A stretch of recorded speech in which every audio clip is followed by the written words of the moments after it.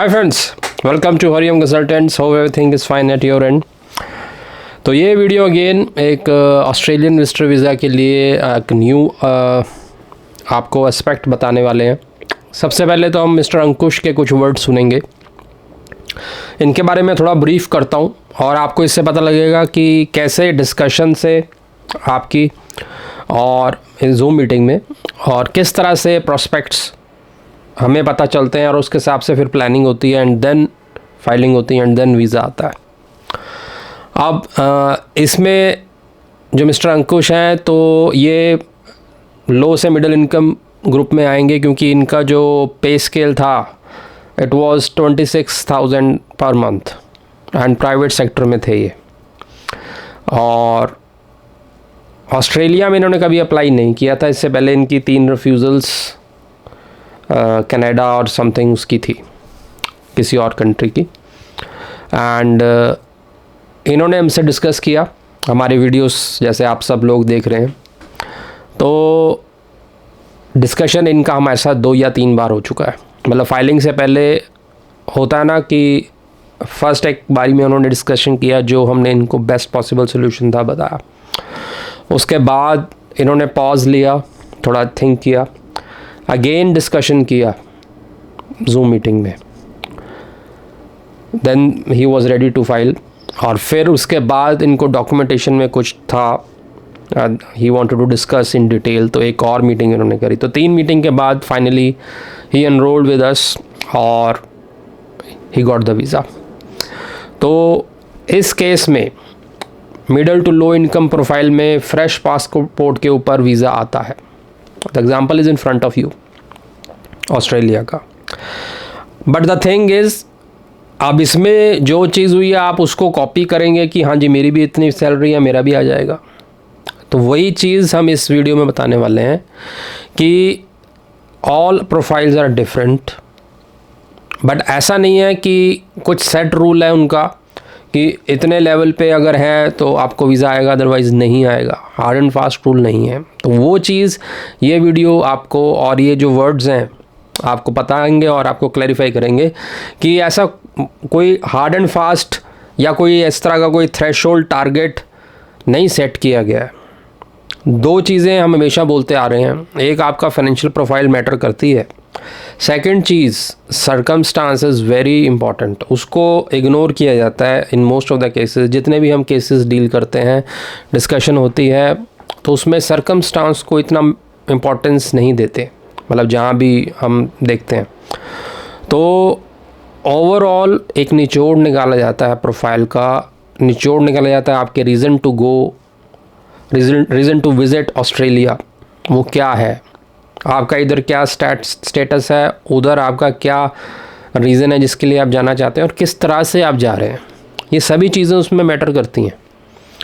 अब इनके केस में इन्होंने हमारे से डिस्कशन किया, पहले ये अकेले लगाना चाहते थे, तो क्योंकि काफ़ी और जगह से भी इन्होंने बातचीत कर रखी थी, इन्होंने कहा अकेले लगाते हैं, अकेले से वीज़ा आ जाता है हमारी प्रोफाइल पे, पीछे हम फैमिली टाइप 5 को दिखा देंगे। ये सब कुछ बला बला जो इनके पास माइंड में था, इन्होंने हमसे डिस्कस किया। तो हमने इनको ऑल टुगेदर डिफरेंट एडवाइस की।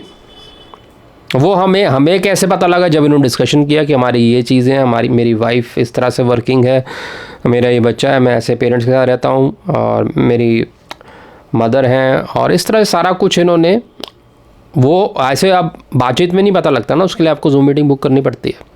तो ये पर्सनल जो आपके सर्कमस्टांस हैं, पर्सनल फैमिली टाइज़ हैं, किस सिचुएशन में आप हैं, and what you can arrange and what you can do and what you have to avoid, ये सब कुछ फ़ोन पे या ऐसे एक वीडियो में एक चीज़ को लेके डिस्कस करके रूल नहीं बनाया जा सकता, या एक तरह का वो नहीं कह सकता कि ऐसे कर लो तो हो रहा है। ये कभी नहीं होता। हर एक का इंडिविजुअल सिस्टम है, इंडिविजुअल फैमिली है, अपनी अपने हिसाब किताब है और अपने अपने प्रोस्पेक्ट्स हैं, उसके हिसाब से डिस्कशन होता है, और फिर उसके हिसाब से फाइलिंग की प्लानिंग और what percentage we tell the percentage, और उसके ऊपर आपको एग्री करना होता है। अब percentage is not never, it is never 100% and it is not always 90%, ये भी है। सो इट डिपेंड्स, हम उसमें इनको क्लैरिफाई करते हैं कि ये चीज़ करने से इतना आपका बन सकता है और करंट सिचुएशन में आपका इतना परसेंटेज है। अब कई जो हमारे जिसमें डिस्कस करते हैं हम उसको पूरा फॉलो करते हैं एंड तक, उनमें से ये भी एक है। जिस तरह से हमने उनको बताया इन्होंने एग्जैक्टली वैसे फॉलो किया।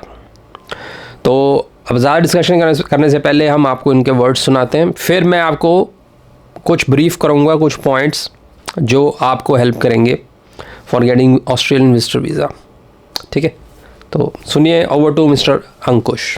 फर्स्ट ऑफ ऑल मैं हरिओम कंसल्टेंसी को बहुत बहुत थैंक्स और अपना आभार प्रकट करना चाहता हूँ कि उन्होंने जो मेरे वीज़ा का अप्रूवल करवाया, my tourist visa for Australia with my wife, मेरा और मेरी वाइफ का दोनों का अप्रूवल कराया। I am very thankful. और लाइक मेरे लिए तो दे डिड, ऐसा कोई काम कर ही नहीं सकता था, दे डिड बेस्ट। और मेरे को नहीं लगता कि फॉर ऑस्ट्रेलियन टूरिस्ट वीज़ा इनसे कोई बेहतरीन होगा, क्योंकि मैं अपनी फ़ाइल डिस्कस करूंगा तो आप लोगों को लगेगा कि ऐसी प्रोफाइलों को भी वीज़ा मिलता है। जैसे मेरी प्रोफाइल का अगर बताया जाए तो मेरे 3 रिफ्यूज़ल्स पहले से थे। की सैलरी 25,800 समथिंग है और हमारा कोई ट्रैवल हिस्ट्री नहीं थी। और सबसे बड़ी बात, हमारा जो वीज़ा अप्लाई किया गया वो होटल बुकिंग पे था। हमारे पास कोई स्पॉन्सर नहीं है, ना हम किसी को ऑस्ट्रेलिया में जानते। और मेरे पास ऑलरेडी 3 रिफ्यूज़ल्स पहले से थे। तो मैं एक दिन देख रहा था नेट पे, तो I come across Hariom consultancy doctor sir, और मैंने जब उनको देखा तो मैंने सोचा कंसल्ट करते हैं। तो मैंने उनकी पेड कॉल ली और उनसे डिस्कस किया। I was very happy. उन्होंने जो था सच बताया, उन्होंने उसके तरीके भी बताए, सच भी बताया। बोला ये हो सकता है, ऐसा ऐसा हो सकता है। उन्होंने सारे वेज बताए कैसे हम अप्लाई कर सकते हैं। फिर मैंने 10-15 दिन उस पर कुछ किया नहीं, फिर से मैंने सर को कॉल करी। सर ने फिर अच्छी तरीके से एक्सप्लेन किया, जो भी वो बताना चाहते थे उसको बहुत अच्छी तरीके से उन्होंने एक्सप्लेन किया। फिर उन्होंने काफ़ी, मेरे में इतना वो था नहीं, लेकिन उन्होंने मेरे में बहुत ज़्यादा हौसला डाला कि हम अप्लाई कर सकते हैं। और फिर मैंने अप्लाई कर दिया and my result is I've got the visa. I'm very very thankful to Dr. Sir. कभी भी सर को हमने कॉल किया या मैसेज किया, विद इन 5 मिनट्स उन्होंने हमारा रिप्लाई किया। और मैं कहता हूँ कि Hariom consultancy specially doctor sir, hands of sir. मेरा कभी, मेरे को पता था वीज़ा मेरी प्रोफाइल पे लग नहीं सकता, लेकिन सर ने करवा दिया। ऊपर से my age is 32 years only. तो मेरे को, मैं सर का बहुत बहुत थैंकफुल हूँ। लाइक सर तो एक कहते हैं ना, भगवान किसी को भेजता है कि आपको हेल्प करने के लिए, अब भगवान खुद आते हैं किसी रूप में। मैं तो सर को वही मानता हूँ। मैं आज सर से डील की है, लेकिन अब मेरे सर से पारिवारिक रिश्ते रखूँगा मैं सर से, क्योंकि सर ने जो किया है जस्ट हैंड्स ऑफ। मैं उनका थैंकफुल इन वर्ड्स तो कर ही नहीं सकता जो उन्होंने मेरे लिए किया है। Very good service by Hariom consultancy, I am very thankful. और बस मैं ज़्यादा एक्सप्रेशन कर ही नहीं सकता, क्योंकि इतना कुछ कैसे हुआ, बस जो एक्सपर्टीज़ है माइंड ब्लोइंग। मतलब ऑस्ट्रेलिया के लिए कहते हैं ना लॉर्ड ऑफ द रिंग्स, तो sir Lord of Australian immigration के हैं। Lord of immigration for Australia is Hariom culture. I am very thankful sir, very very thankful. Thank you sir.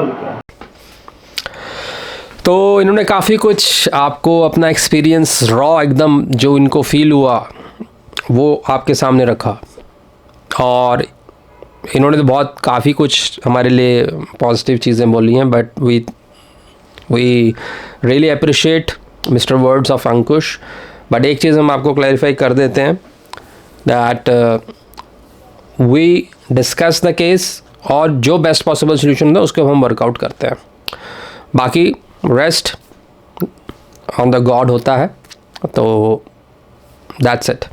तो अब इस केस से क्या पॉइंट्स आपको समझने चाहिए। पहला पॉइंट तो ये है कि आप अगर फ्रेश आपने ऑस्ट्रेलिया का पास फाइल नहीं किया या किसी और कंट्री का किया नहीं किया उसका हम नहीं कह रहे, अगर आपने ऑस्ट्रेलिया का वीज़ा फ़ाइल नहीं किया अभी और आपका बन रहा है विचार वहाँ जाने का और वहाँ सेटलमेंट का, और आप फाइल करना चाहते हैं, आपकी प्रोफाइल लो इनकम ग्रुप में आती है, मिडिल में आती है, हाई में आती है, क्योंकि हमने हाई वाले केस भी देखे हैं जो कि रिफ्यूज़ड आए पड़े होते हैं।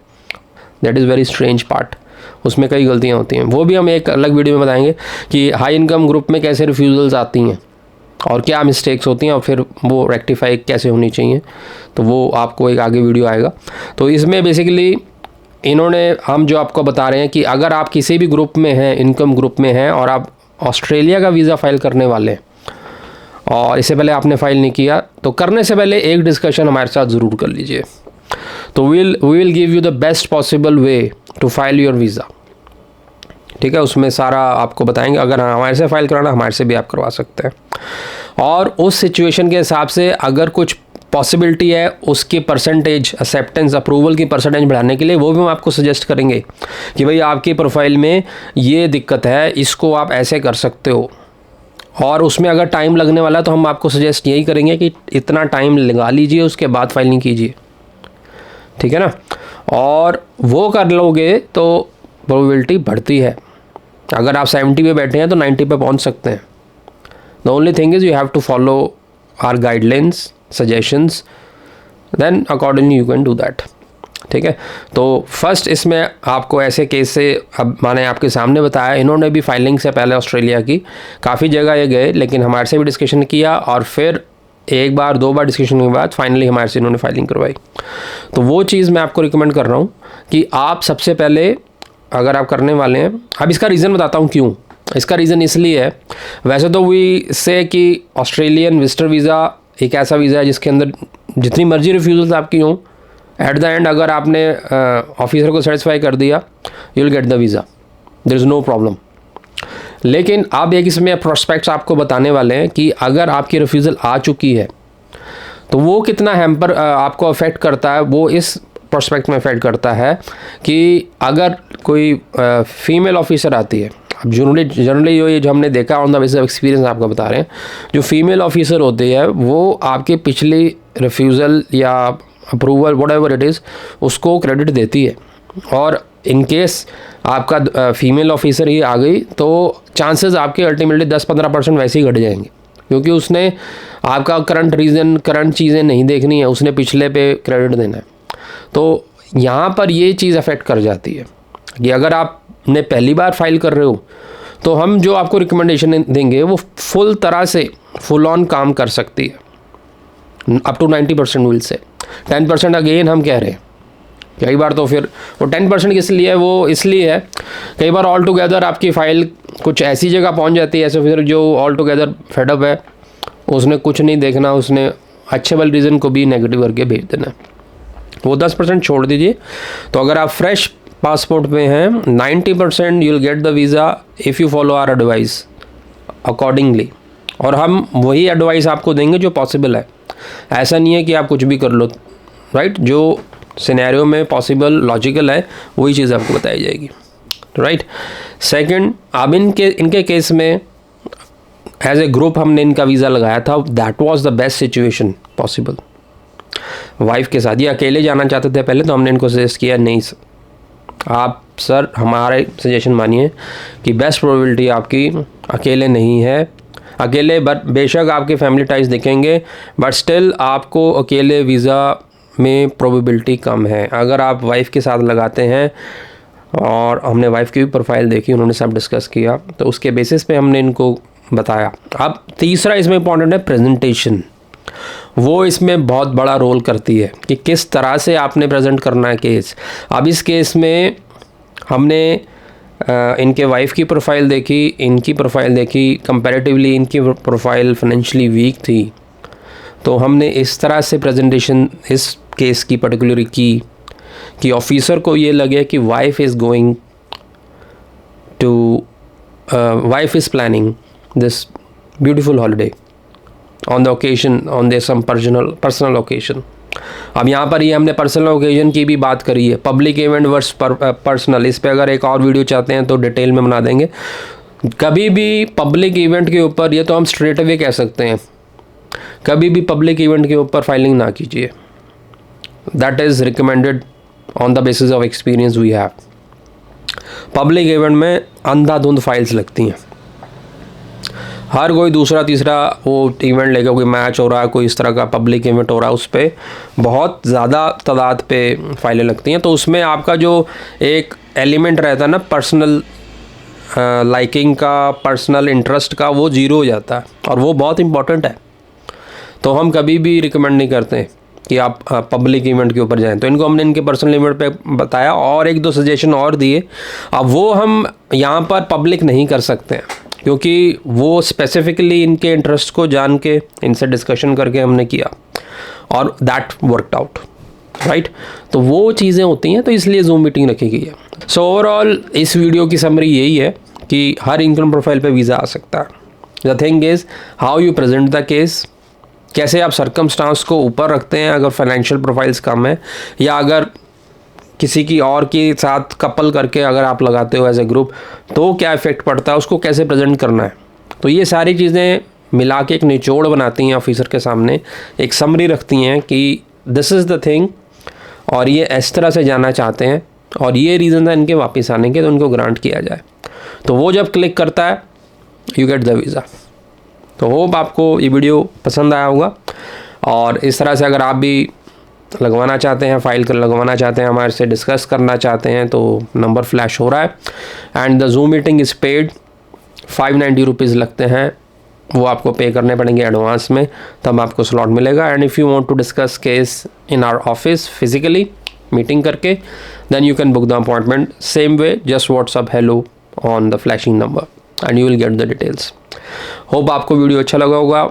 यहाँ तक आपने वीडियो देखा है तो लाइक सब्सक्राइब ज़रूर करें ताकि इस तरह के वीडियोज़ आपको आगे मिलते रहें। Thank you very much, thank you.